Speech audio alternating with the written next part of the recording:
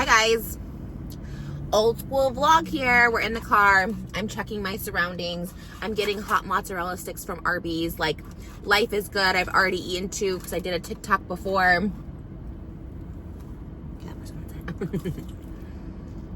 Hi guys, how are you? Reporting at you 12 days postpartum for my 3rd and final baby.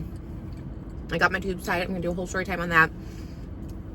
Why I chose to get my tubes tied, why my body, and it's not for the reasons you think. It's not just birth control, permanent birth control, okay? There's like way more serious health effects. And I should give a little trigger warning for this, that my 3rd labor and delivery, yes, I labored and delivered, my water broke, which is extremely rare. My labor and delivery was very traumatic. So if you're not looking for a traumatic birth story, if you're like pregnant or you're scared of birth or anything, don't watch this, because I didn't. My first, all my 3, I never would watch. I would always skip if there was a traumatic birth experience. So I'm telling you right now, my 3rd one is very traumatic. So you can just like skip this video. If you want to hear the first 2 parts, I can tell you, like, I'm going to recap my first labor and delivery. My 2nd daughter, I did a scheduled C-section. Then my 3rd one, my water broke. I was 34, 36, and 37 when I had my children, so they're all very different, and those ages are very important. But I'm getting little mozzarella sticks. Our house is like chaos right now. So my wonderful husband was like, he took our oldest daughter Malibu out to like play at like Barnes and Noble and stuff like that, and so I was like home with the baby. So then we like switched. I had my mom there, all this stuff, but it's just like very chaotic. So he's like, if you want to go film, because I really wanted to do these birth stories while they were fresh in my head, because I don't think I did one for Albus, my 2nd daughter. And I haven't done like a chit chat video. Again, I'm sorry if this is like, if you're just like not interested in labor and delivery or like labor story times or birth story times. Like, sorry, it's just my world in my brain right now, and there's that. But I had a baby about 12 days ago, July 12th. My 3rd baby, my first boy, Aquaman, Moses Peta Haxman, was born. I'm like in a really popular parking spot. I mean, in an Arby's, but for some reason, there's a lot of people parking around here, which makes sense because they're gonna go deep. But I'm not used to being around people because I haven't left my house in literally 12 days. So if you can't tell, I'm like excited to be out, I guess. I've been in a baby bubble. So I'm going to just recap quickly. My first 2, I did do a birth story, I believe, on my first Malibu Barbie, born 2022 at 34 years old. A little bit of background. I was infertile. I struggled with like fertility, and I was infertile for literally like probably 14 years. I think 22 is when I actively was like trying to get pregnant.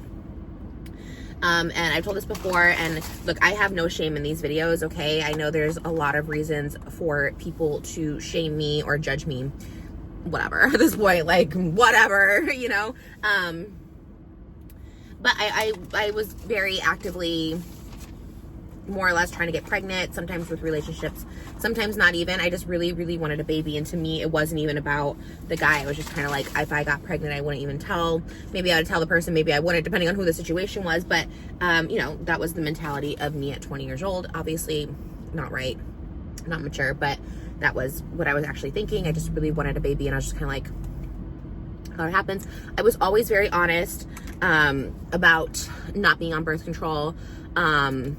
There were times where I would try being on birth control, but I was always very honest. And I was like, and towards the later 20s, early 30s, I'm like, I can't do birth control. It's not for me.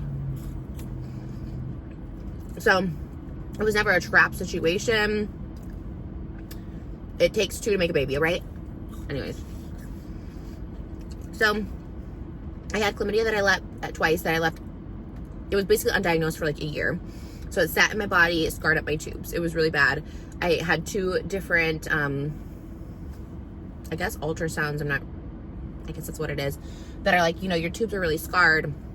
It's actually like going to be hard for you to have a baby. Once I got into like different relationships where I was like, you know, maybe I want a baby and all stuff like that. They're just like, you know, like you could do, that's when I first found out about the HSG test. I was like 31, 30 or something like that. And they're like, yeah, your tubes are really scarred. When I was younger, the HSG test is a test that like shoots like liquid through your uterine. I don't know, something like that.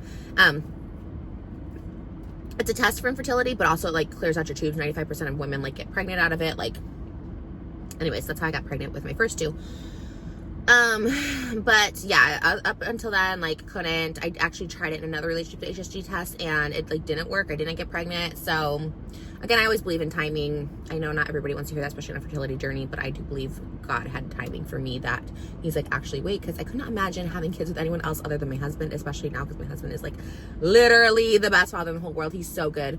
Haters would love to be like, oh, he's the mother, he's the nanny, he's the manny. No, he's just like a really amazing father. Sorry about your luck. But so the scarring of my tubes came from chlamydia that was left untreated for a long time.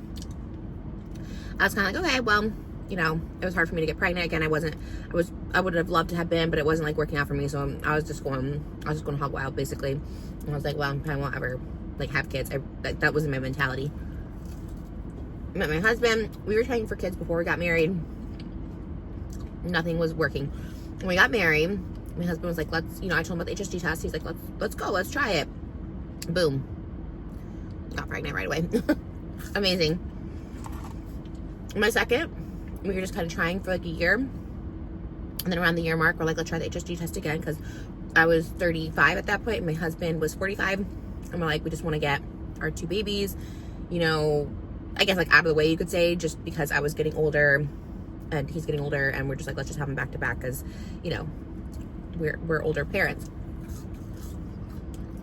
And it took a few more months. It was the third cycle I got pregnant. Amazing. We really were like fine at 2. Maybe in the back of my head and his head, we're like maybe 3. If like one time down the line, maybe at 40, I don't know. We'll get pregnant. We'll see. I had 2 baby names that I always loved, which was Malibu Barbie and Elvis. Elvis was like, obviously you think of Elvis as a boy name. I thought, okay, a boy and a girl. But when we had our second daughter, I was like, bingo, she's Elvis. If we never have another baby, we're blessed with these 2. We got Malibu Barbie and Elvis. Period. So then I have my wonderful Elvis. 3 months later, we can have sex again. It's like 6 weeks, but I was going like 3 months. It's like my husband's birthday or something, because we're tired, right? We have 2. We're working full time. Tired, but what, you know, my husband's birthday, I was like, heck yeah, let's get it in. I even look at the ovulation calendar, and I'm so far from ovulation, like literally so far. And I was like, period, because I had Trishmas shows, I had a tour scheduled. I was like, maybe in 2026 we'll try and get pregnant or something, you know, tracking ovulation, that kind of stuff. I'm pregnant 3 months after. Both times were a C-section. Okay, Malibu Barbie was a C-section. I pushed. We waited till 39 weeks and like 5 days. She was like 2 days early. My water kind of broke. Not like it did this last time. I went to the bathroom. I thought I felt a gush. I wasn't sure. Now having my water broke this time, that gush was my water breaking. It just wasn't as intense as this last time. But there was a gush. But I was like, Then I started feeling light period cramps. It ended up being contractions. We waited a couple hours before we went to the hospital. This time we did not wait. I was contracting. Took them like hours to get me an epidural, to check in, get an epidural, all that stuff like that. I was in so much pain. I was like, I hate contractions so much. It actually is the worst thing ever. But of course, you get your beautiful baby, you forget about it. And you're like, period, I'm gonna do it again. But I pushed for 4 hours, like 3, I guess. Nurses were changing shifts, coming in. My baby was stuck and no one was telling me, so my doctor comes in and like, you gotta do a C-section after pushing for 3 hours. I'm glad I got to experience the pushing. I had the epidural, so it was pretty it's like everyone says, it feels like you have to go to the bathroom. It's pressure, but it wasn't like painful. But again, my baby wasn't coming out, so they had to do a C-section. 3 hours of pushing. A C-section took 5 minutes and the baby was out. I was like, well, that was easy. I know, look, C-sections are not easy, especially this last one. This last one traumatized me again. But C-section first time, easy. I was like, damn, why don't we do this the first time? They were able to give me whatever medication, like fentanyl, whatever. It was great. I didn't feel anything wonderful. The baby was out of me. I was just so low. Ooh, I was high. I was super high the first time. Second time I was scheduled C-section, because vaginal birth after C-section, the VBAC, can be dangerous for some. One thing I need to preface this by saying, I'm not a doctor. Google, the world will tell you, you know, 3 sections are, you shouldn't have more than 3 C-sections. C-sections are very risky. Your uterine lining gets very thin. It's risky for the mom. It's risky for the baby, okay? C-sections are high risk. This is my second C-section, but it was about 18 months apart. So I thought, I was like, you know, I don't know. You just didn't think. I'm like, it's 2, it's fine. I'm still relatively young. Didn't think anything of it. Now with my second, like, we're going to do a planned C-section. Beautiful. She makes it. Usually planned C-sections are a week before a due date. You usually pick the date, pick the time. I recommend going first. You want to be the first on that operating table before it gets chaotic. We got there at 5 a.m. Prep at 7. Have the baby by 8:15 a.m. I felt the spinal tap more because I wasn't in pain, so I was just more, I could feel it more. They do numb it. It's all three of my experiences with a spinal tap / epidural weren't traumatic. It was actually the least of the trauma of the birth. The first one I didn't feel because I was in so much pain from the contractions. I felt like you could have done anything to me, and I've been like, I don't care. These contractions are the worst pain ever. Nothing could be this bad, and it was true. Second time, I felt like the motions more of a spinal tap going in. I felt the pressure. They do numb it. You do feel pressure. They missed a few times too. Whew. On my second one, and I was like, I was like gonna pass out. I was like, I think this is not good. I felt like ticking and cricking in there, and I was like, oh, what else I said. And then this last one they did get like first try again. Okay, so let's fast forward. Now we're in the third one. I'm getting pregnant 3 months after my second birth, second C-section, and I was like, I knew the rules. I looked this up. 3 C-sections is risky. 3 C-sections are risky. 3 C-sections in 3 years. My doctor was very sweet, and he was trying to play it cool. He's like, don't worry, this happens. Like, you're gonna be fine. Like, he was, I love him. Shout out to Dr. Grossman. I love Dr. Grossman. I wish I could 5-star Yelp reviews, and I'll say it because, you know, he's just the best. And if you're looking for a good doctor, recommend him. He's amazing. He's so casual about everything. In the best way. He just makes you feel relaxed. He's like, don't worry. This happens. Life happens. I was like, perfect. So I wasn't worried about it. I was like, I mean, like, literally kind of worried in the back of my head, but what can I do now? There is a baby in me. And we did, by the way, dear baby Aquaman, we did 1/3. Okay? We knew. We're like, we both knew how hard it was to have our 2 babies. It didn't come just so naturally. So, you know, we obviously were like open to the idea of a third. And if we weren't, we would have taken the precautions, but not that quickly. But again, timing, I do believe in timing. He was meant to be here. I was like, yes. He came on tour with me. He was on Broadway with me. He was on SNL with me. This baby was amazing. So we went to Broadway together. So let's talk about my birth story time now. Third one. Baby Aquaman. Superhero baby, I'm telling you. So my original due date was July 29th. They moved it up to like July 26th. The day that My Chemical Romance was supposed to be in LA. Or going to be in LA. Guys, I was like, I'm not going to be able to make it to that one. Well, we started the C-section for the 18th because it was a week early. I was like, perfect. With Elvis, we really thought Elvis was going to come early. She didn't. And I was like, okay. So with this one, I kind of felt, I was like, okay, I feel like Aquaman is coming early, but I felt that with Elvis, so I'm not going to like, whatever, worry about it. I had stuff planned, you know, we had stuff ready for the next week. We didn't have anything like packed or anything for the hospital, but we had like the week planned basically. People coming up to stay with our kids, help during the day, all that stuff. 7/11, July 11th, we're at the pool, chilling. I've been in pain now that last week of birth, before I gave birth, that week of July 11th.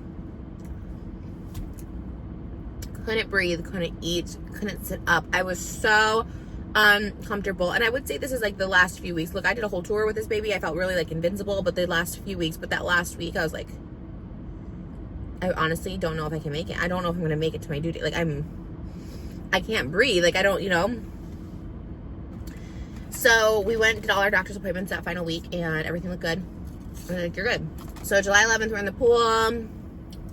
I think we watched a movie. I think we're watching like Heart of Justice League or something, because at this point we watch all the Aquaman movies. We also watch Waterworld, which is the other name for our baby, and we're just like really trying to like figure out the name. And we're like, it's Aquaman. So and then I had ice cream, and we had burgers at noon, and then I had ice cream at like 3 o'clock, which you're not really supposed to eat 8 hours before a C-section. And I was like, oh shoot, but it ended up working out. Literally at like 5 o'clock, I went to the bathroom, where I was just like laying in bed, and I went to the bathroom, and I felt the gush again, and I was like, okay. maybe that was just like, I don't know, maybe it was just like weird, weird things happened during pregnancy. But I stood up and it was leaking. It was leaking everywhere. And I called my husband who was downstairs. I was like, I think my water broke. I'm texting my mom because just in case. Anyways, I stand up, I'm walking. The water is just everywhere. I mean, this is literally Aquaman trying to like stop the seas, okay? Like it was just gush, just water everywhere, just so much. I wanted to post it on like TikTok or Instagram, but I don't know. It almost looked just like, I don't know, because my dress is splashed, like my dress is stained. It almost looks like I peed myself or something, but the water was splashing for hours. So I was like, the water definitely broke. I called my doctor. My doctor's like, I'm out of town. I was like, no. And I love my doctor. He did the best C-sections, the best C-section scars, like, you know, the smallest incisions, just perfect, just easy, just casual. I was like, no, Dr. Grossman. But he's like, go to the hospital. They'll have someone there. I was like, okay. I go to the hospital. I'm freaking out. I'm like, I don't know. If I can't have my doctor, I don't know if I want this baby. We go to this we gave birth at a very small hospital. There's a lot of like fancy LA ones. We just never chose it for a variety of reasons. One, the first one was going to be just a vaginal birth where I just needed to get to the hospital as soon as possible, which again was this one. So, you know, we just went to a small one. It was a few, like maybe 10 minutes from our house. We went right away this time. I mean, we did have to pack, and my mom luckily came over within 10 minutes. We threw everything in a bag in 10 minutes. We had the smallest hospital bag to date. We threw in the robe and like the clothes for baby Aquaman. Luckily we had them washed. Like literally that day we had them washed. And threw that in, and I was like, F it, like, I'll just wear a hospital gown and that robe, you know? I'm just going as is. Like, I have contractions. They started pretty much right away. And they were closed within, like, 10 minutes. And then it was, like, within 5 minutes. And her oldest daughter, Mal, was, like, crying because she's like, I don't want you guys to go. She knows something's wrong. My mom's there. It's about to be bedtime, so I feel okay about it. But, again, my mom didn't know the bedtime routine. And I was like, oh, my God, because we have Elvis, who's 14 months old. Oh, 13 months, really. We have a baby at home, and I was like, oh my gosh, like, oh my God, the 3 under 3. And I was like very sad to leave. I was so emotional. I was like, oh my God, please, like, take care of my 2 kids. Like, I don't know, we just didn't have, you know, it just wasn't the plan. But we had to go in the car. My husband's like, we need to go right now. My water is gushing. I had the diapers like literally all by the stairs already just for the aftercare. So I just put on a diaper and got in the car. It was still leaking everywhere.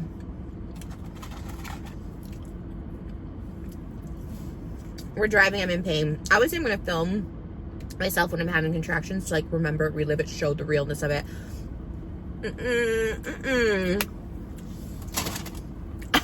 I was like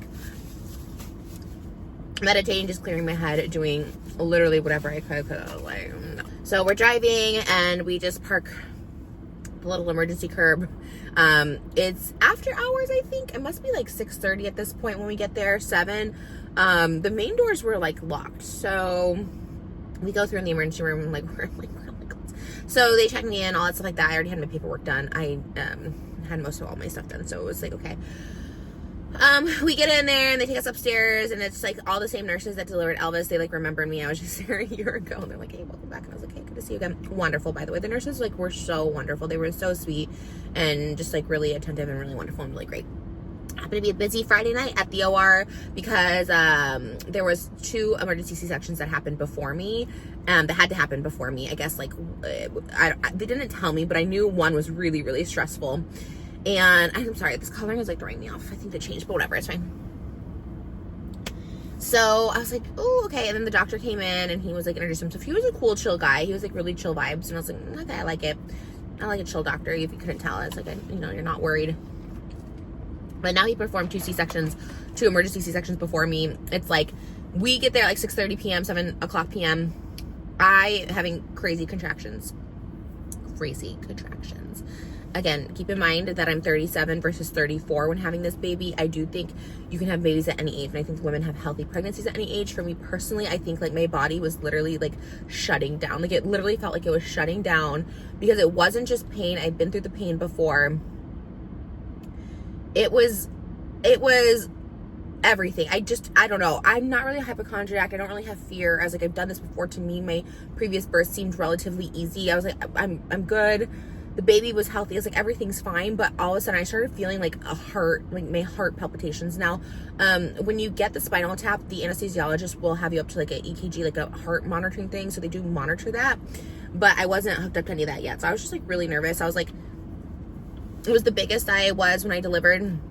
I was like 265 pounds. When I delivered with Elvis, I think I was like 250, and I think with Malibu Barbie, I was like 245. So this was like my biggest. I was really kind of worried about that. Just overall health. I wasn't really eating that last week because I was so out of breath, and I just started being like, I don't know. My body really felt like I was shutting down. It wasn't just the pain. The contractions felt like this is it. But I couldn't think about that. I was like, I have 2 kids at home. This is where like the trauma part kind of kicks in, and there's a lot of, again, warning.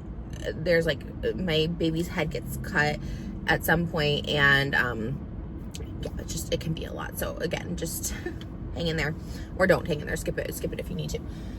But I really thought, I thought the worst, and I couldn't think that because I do think my mind is very powerful. I know people don't always believe this, but I do believe my thoughts are very powerful. And I was like, you cannot think this. You have 2 babies and you're going to get home to those babies. So what I kept thinking, instead of like my body shutting down and this might be it, and this is why you're not supposed to have 3 C-sections, and this is why I shouldn't have kids at 37, just thinking of all the reasons why I shouldn't, I flipped that immediately as soon as I could and was like, okay, you're going to get home to your 2 girls. I was like literally visualizing their reaction to their baby brother. My parents were going to be home. My mom was there. My dad was there. We have someone who helps with our kids occasionally there. Like, everyone was going to be there. Everyone was going to be taken care of. Everyone's going to be excited to see this baby. And I just started visualizing that. I just started, sorry, I'm like trying not to like cry because I was really scared. And I remember thinking in that moment, like, there's no going back. And was I selfish for trying to have a 3rd baby? And you just start thinking the worst thoughts. And I was like, you just start thinking all these horrible things. So I just had to visualize coming home to my babies and them seeing their baby brother healthy and wonderful, and I'm healthy and wonderful. So that's where I went, and that's where I flipped it pretty quickly. And that's all I kept thinking. And so I was able to like calm myself. The contractions were still painful. They actually gave me something to stop my contractions, but it didn't work. I was like, the contractions are still there. And they were bad, and they were painful, and it was fine. I was okay with the pain because now I was no longer convinced my body was shutting down. My body was failing me. I'm going to be a tragic story in childbirth. Because I also had to mute People, like People magazine. They had so many sad stories about just tragedies during childbirth, and like that stuff is, I know they have to, I don't know, it's like, should they report on stuff like that? It's just so sad, and I guess it's good for awareness, and that's why I'm making this video too, is like awareness of what could happen, prepare yourself. But I don't know, sometimes those things I couldn't see it because it was in my head, and it really messed me up. And I'm so lucky, spoiler alert, I'm so lucky that, everything was okay with me and my baby, and we survived, because childbirth is life. It's risking your life, and it's crazy how many of us go through it and how many of us do it, and it feels very like normal, natural, and you're like, everyone does it, but there's complications, and it's like, it's something you do that you put yourself at risk knowingly, and you do it for your child, to have a child. And it is scary. It is scary. This was the first time I was scared. So there was no going back, and there's no going back at that point. So you just got to trust something. I don't know if you believe in God, believe in yourself, believe in your doctors, just trust something. I was choosing to believe in all of it. And yeah, the contractions didn't stop. We did the IV. The nurses remember my veins, me being so swollen, they couldn't get to my veins. They're like, yeah, I remember last time we couldn't get it. And the same nurse who was the 3rd nurse to try to get it in my veins, got it this time. Anyways, okay, let's fast forward. Sorry, I'm like, so then the emergency C-section's happening. Everyone's very tense at the hospital. Everyone is very tense. So like something really, they didn't say bad. They're just like, there's a lot of tension right now in the hospital. And I was like, oh my gosh. I go in to get my spinal tap at about 12:30 a.m. So again, we're there at 7 p.m. We thought, quick, an hour. We're gonna have this baby at 8 p.m. 7-Eleven. It was like 12:30 a.m. Okay, ready? Let's go get a spinal tap. And And the spinal tap is just you, the anesthesiologist, my nurse, and God bless my nurse. I wish I could remember her name. I was in so much pain. I can remember. She was so sweet. She had 3 boys and a girl. She was wonderful. She was there for the birth of Elvis. I love you. I was like holding on to her. I was like hunched over and like holding on to her, and I just remember the pain of the epidural last time, but I was in so much pain that like honestly when he was done, they had me there like, okay, lay down. I was like, are you done? He's like, quick lay down, because we don't want to, I don't know, have you fall on your butt. I don't know what it was. So it was really fast, but and then I felt relief. But then I started shaking uncontrollably, which didn't happen with my other C-sections. I am shaking. I'm like shaking once again. I think I'm a little more out of it now. I'm not as high as I was the first or second one. Even the second one, the next day I was like, ooh. I haven't felt any highness at this point. I do feel like being numb. You don't really feel it. They poke you and they're like, do you feel anything? I was like, no. Like, okay, you're good. But I started shaking, and when you have a C-section, you're like this. You're like laying down.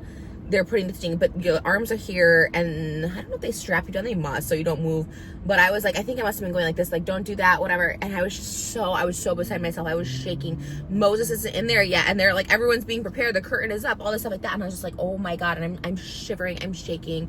I'm like so awake, but also so tired. And the shaking was uncontrollable. I had uncontrollable shakes. I was freezing. I was shaking. Once again, I'm like, I don't know if my body is meant for this. Like I think I was like, I'm too lucky. I was too lucky. I was too braggadocious about having great health throughout my pregnancies despite being overweight and not eating, a balanced diet or whatever. I just was like, no, it's catching up to me again. Because it was shaking, and I was just like, I don't know how this feels. This almost feels like it just felt kind of beyond me, where it wasn't even pain. It was more like fear. And I was just like, shit. And so anyways, trying to change my train of thought, I see Moses come in. I was like, thank God, because I see Moses and he's like concerned about me, and he looks at me, and I was just like, oh God, okay, Moses is here.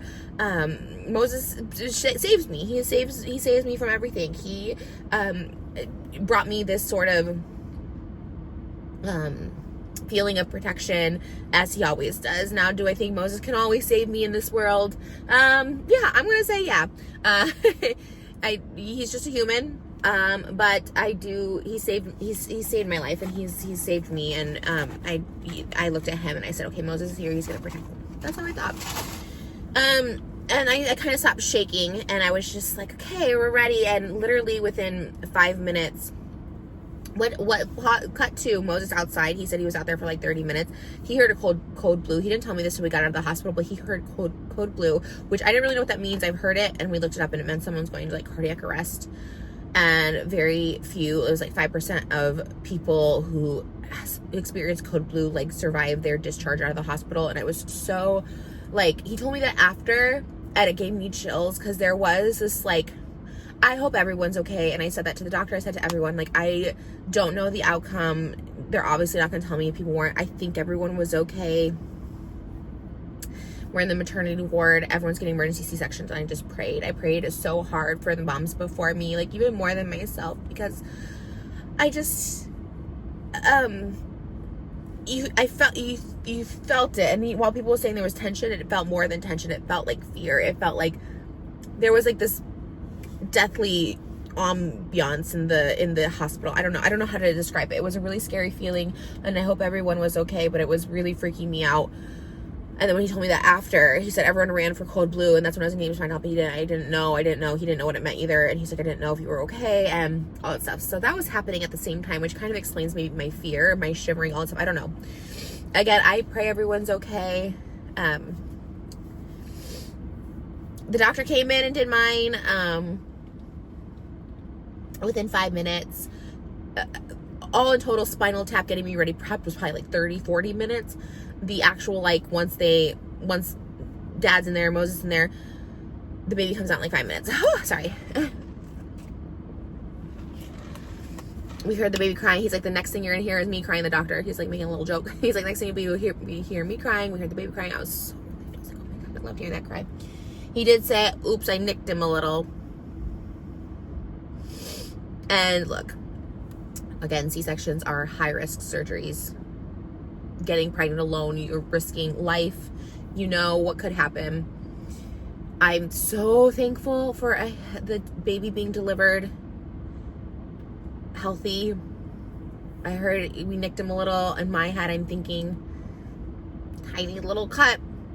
Now, it was bad. Moses took photos, obviously the first life when he can get the umbilical cord and when they're doing the hat. They didn't really like bandage it up or anything like that. The hat had like just blood all over their little newborn hat. And he's like, are you gonna do something? Because the first hat was just blood. It was just blood, and I haven't seen him yet. And I'm like, he's over there for a little while. I was like, what is happening? What is happening? I guess when they brought him to me, he must have had like a little bandage over it or something. But it was like originally they just put the hat on, and I saw it. It was just like blood all over the hat. Whew. And so then they brought him over to me, and I kind of didn't know the severity of any of it at the time. So he just had a hat on, and I was like, okay, he's fine. I mean, so he basically had a laceration from here to here. It was from here to here, and it was an open wound. It was very much open wound. The doctor had told Moses, like, my uterine lining was so thin. The baby was basically out. Like, he was out. He was coming out, and my uterine lining was so thin, which can be very, very dangerous, which cut to why when I do my tube side video, was just kind of, I thought maybe I would regret getting my tubes out because I didn't get them tied. I got them out. Okay. So, and I had heard Kayla Lowry from Teen Mom said she kind of regretted her tubes tied, like instantly. And I was like, oh no. And I thought maybe I might have a little bit of that. But once this happened and the uterine lining was like so thin, which is very like dangerous. And, I was like, okay, I made the right decision. Again, I'm going to get a whole story time about my tube side because there's just so many layers to that. No pun intended, but there is. So they do ask you, well, again, it's a whole different video tube side because I was going to talk more about that, but I'm going to do a separate video because there's a lot. So for me personally, they just tied my tubes right after the C-section, and it took minutes. It wasn't that long. I was going to say I didn't feel any different, but maybe I do because I'm still feeling the pain a little bit right now, but it could be just the C-section. And he was great. Again, I'm thankful for the doctor. I say that because like I didn't know something like that could happen. The laceration, I guess it can happen. It can happen on their face. It can happen like his was like on top of his head. There's still like a scar there. He cried a lot more than our other ones, but again, he was fine, and that's all I could have asked for. So we were surprisingly awake. This was like 1:30 in the morning, and we surprisingly just stayed up. My other ones, I was pretty much out. I was high. I was like sleeping. This one, I'm pretty much up. We're pretty much on adrenaline. I maybe doze off for a couple hours from like 4 to 6 in the morning, and then like we're just up the whole day. I'm not really feeling high. I talk about my like delivery experience before where I look at Moses and I'm like loopy and I'm like, ooh. Now I can't feel my legs, which is kind of nice for the temporary, I obviously wouldn't want that forever, but it was you get a catheter, all that stuff. Like this time I felt the catheter a little more. I felt everything a little more. But, it is kind of nice those first 12 hours. You're just kind of in this baby bliss, this baby bubble, and you're looking at your partner lovingly, and there's nurses taking care of you and him and the baby, and it's wonderful. And our room is very small. We're not in a luxury hospital. It's very, very, it's probably the smallest one I've seen on any TikToks or anything. I'm like, damn, people have really big rooms. They have fans. They don't even have like a cafeteria at this hospital. They think they gave Moses like a ham sandwich or something like that. But like even the coffee shops are like closed on the weekend. The gift shops are closed. There's like one and they're closed. Coffee, everything. So both of the times ours was on the weekend, Elvis and Aquaman. So afterwards, like I said, I feel a little bit more of the pain, but more just tension than anything. I'm feeling more relaxed after this. I again feel very good about this being our last baby in the sense that it feels like our family's complete. A lot of people I see ask like, how do you know you're done? And a lot of people say, you'll just know. Like, you'll just know. Like, if you're thinking about wanting more, and like, yeah, maybe you get another one, maybe you won't, but they're like, when it's done, you just know. And I felt that. I felt so happy. I felt relieved. I felt relieved that I survived, that my baby survived, because it is a blessing to, it's a privilege to survive childbirth. I was just very, very thankful. So I was like, it's complete. Everyone is fine. We got to discharge after 24 hours. They always check your hemorrhaging, and I've been, again, so blessed that my blood has been stable, that I've been able to pee right away after the catheter comes out, that I can walk around. Like, everyone always was like, I'm amazed. You just had a C-section and you're like walking. I was going to the bathroom all by myself. The first one, I was having them do the water at me, everything for like 4 days. the last time I was like, I want to see my kids. And I'm fine. Now you get a stronger drug, obviously, in the hospital. When you get sent home, you either get like Oxycontin, or you can take like Tylenol, or Motrin, or whatever. Motrin? Tylenol. There's another one too, I don't know. So I did end up taking Oxycontin for the first 2 days after. Now that was really scary too, because Oxycontin really is not good for me personally, for my body. I am very shaky. I feel very out of it. I don't trust myself to hold my kids when I'm on Oxycontin. So we did have my family there. We had Moses, and we had extra help. Like if we're like out for a night or something, we had extra help there as well. So we kind of had all hands on deck, because I really was like, I don't know if I can. It's really important to me though, after each of my babies, that I hold my babies. Like, I want to hold them. I've held all my babies for the first 2 weeks, just me. And so even on the Oxycontin, I was just like, I want to hold my baby. Is really important. So whether it was my mom sitting next to me, or Moses sitting next to me, or, you know, someone who helped us, like, I wanted someone next to me, but I wanted to hold the baby. And that was just like, that's just important to me. This is actually like my first time not holding him. He actually sleeps in the crib really well. Our first two didn't. We co-slept with our first two. There's so much, no one will ever agree on co-sleeping or not. There's so many, literally do your research, do what's best for you, do whatever you think. I really don't share this much in general, especially like not on TikTok, because there's just too many polarizing comments and too much toxicity. I think it's important to be fully educated of all the risks, all the benefits, and you can totally make your decision. Some babies are great at sleeping in a crib, some are not. But Aquaman is very good at sleeping in a crib. In our room, of course, we're all still in our room. The girls have never slept outside of our room. But he's really good. So we do put him down at night, but during the day I let him sleep on me. I've always let my baby sleep on me. So my biggest piece of advice postpartum is to ask for help. Our first baby, we did not have any help, and we were very adamant on doing it by ourselves, not really asking grandparents to help, like come visit, come have fun, but we didn't want it to feel like help us with our baby. And like I said, my husband is really great at it. He was a natural dad from the beginning. My first, I had a really bad postpartum depression, and I was really overwhelmed. My second one was, to me, a lot easier. I got to like bond because I was more comfortable. And I had my mom, like I asked more for my mom's help, and of course my husband too. So I felt a little more like supported. And then with this one, we had like all family on deck. We had an extra pair of hands as a caregiver, and it just felt really supported. So I really felt the confidence. It's our third time go around. I don't know. It felt, ask for help. Ask for support, ask for help.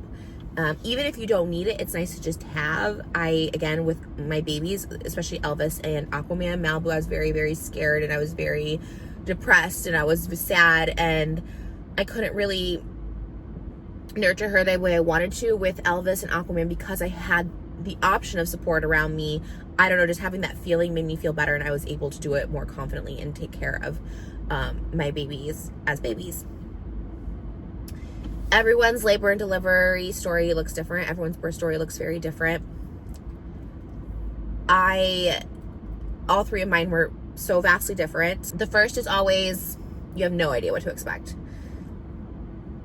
It sounds scary. It sounds all of that. I will say, even my scariest one, my third one, you just get through it. You just get through it, because you don't know what, like, I thought I knew. I thought going to my third, I knew I have a scheduled C-section. I've done this. I've had the spinal tap. I've had the epidural. I've done, I know the drill, but it was so completely different. The time of day was so completely different. Everything was so completely different, and you just roll with it. And it can be scary. It can be bliss. My second scheduled C-section, easy. Walk in the park. Walked in. I was like, boom, boom, done, baby. Let's stare at each other's eyes. Woo, I'm loopy. We're great. Like, you just get through it. So whether this is your first pregnancy and you're like scared by all these stories, I've heard some people just push, the baby falls out of them like it's nothing, some people do natural home birth. They're just raw dogging it and just pushing it out, and they're fine. Like, everyone is very different. Everyone is very different. Every story is very different. I have so much respect for everyone in the medical field, whether it's the nurses and the doctors, the on-call staff. Like, they're amazing. They're amazing. And it's birth is traumatic, I think, for everyone involved, and they're really good at keeping you calm. And like I said, you kind of just get through it. And I wanted to make this while it was still fresh in my head, because I'm telling you, like, even my second and first ones, like, I do remember them very well, but it's hard to be back in that position. And even telling this third labor and delivery story, I think the trauma was so real that I don't even know I'm fully processed, if I can even remember the feeling exactly. I try to put into words the best that I could, the fear and stuff, but you do, honestly, like, if it was up to me, I wish I could have 10 more kids. But after that, I was like, I think this is my sign. I think this is like, obviously my tubes are out. So yeah, I am 37 years old. I just had my third baby. Most of my life I have been overweight. All my life I've been overweight. And I say that because it is very possible to have a healthy pregnancy and delivery being overweight. I'm not trying to promote it, but I'm just saying I get a lot of people asking me questions about it. And I had never had gestational diabetes or any of that. And I say that because I think being big has the stigma that there could be health complications. I think there could be health complications with anyone. Yes, if you're big, you could have health complications. If you are, there's another person I follow, and they're super fit. They're into fitness, and you know, they had a health concern come up during their childbirth, and they're like, you know, I eat right and exercise. And I think I say that all that to say, and this person shared it very openly and vulnerably and truthfully, and I really admired her for that. All that to say, you could have your perfect body, you would have an imperfect body, and you just don't know. And it's kind of luck in the draw. I don't think anyone's body fails them. I don't think it's a sign, like, you know, nothing. I think it's like luck of the draw when it comes to medical stuff with the baby. Things just, genetics, whatever comes up. And it's good to be aware of those things. I really appreciated her video because I wasn't aware like stuff like that could happen during childbirth. And again, kind of pick and choose if you're pregnant or you're about to give birth. Obviously at the end of this video, so you maybe watch all the way through, but kind of pick and choose what you can watch. My best piece of advice is those intrusive thoughts will come at you. You will think about stuff while you're giving birth. Is this happening to me? I thought about my heart because I watched another YouTuber's video about her heart condition during childbirth. That's why my head went to immediately there, which is fine. She was sharing her story, but when my head went there, I had to immediately change directions and reroute it, my brain and what I was visualizing, because not everyone thinks this. I do believe our thoughts manifest things. For me personally, it's not everybody. Maybe it's not real, but for me, I was just like, let me visualize something, and to me that was the end goal: getting my baby out, getting my baby home, and my kids meeting my baby. So we have them, Malibu, Barbie, Elvis, and Aquaman. They are all here. I'm so thankful. These will be the best 3 years of my life. Being pregnant for 3 years, it was the best. I was so happy. I've never been happier. I love being pregnant. I've never felt guilt for eating or sleeping. I'm going to carry that throughout my life now. I am being kinder to my body. My body is a freaking miracle. It's done literally acts of God, in my opinion. I love my body. I cherish my body. My husband loves the aesthetic of my body. I love the aesthetic of my body. Will I walk and do activity to be healthier and have more energy for my kids? Absolutely.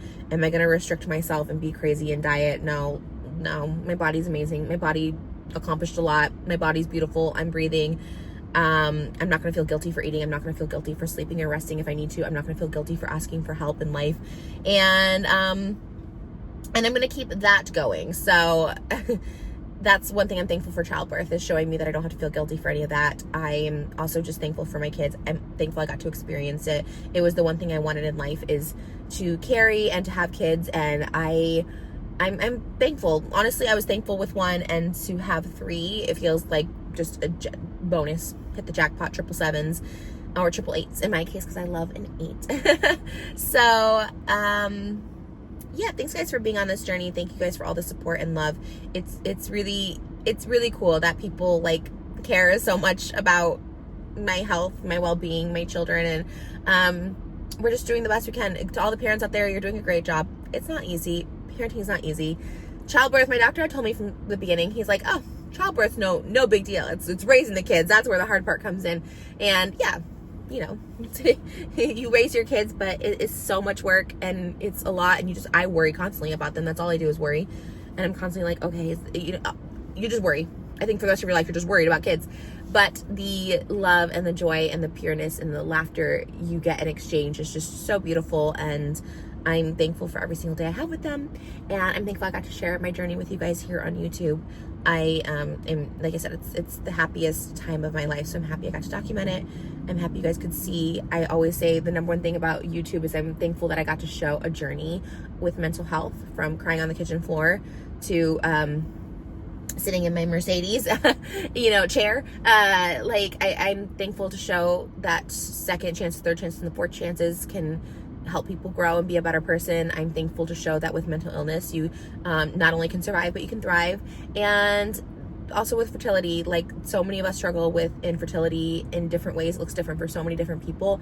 And if I could help or give inspiration to anyone, make them aware about the HSG test. So many people didn't know about that. I share what I can, and I'm thankful. Like I said, I'm thankful that there has been a journey, and getting older is a blessing, and having an audience out there is really wonderful. And I'm happy to be an example that it gets better. It gets better. I love you guys, and thank you for listening to this story. And yeah, I will be back with kind of a part 2 / why I got my tube tied, because there is a lot to it, and I feel like not enough people talk about that part. And it's a positive one, because I think a lot of times I was like focused on like the regret part of it, but mine's very positive. The way I feel mentally right now, the way I feel physically, and all of that. I love you guys. I'll see you in the next video.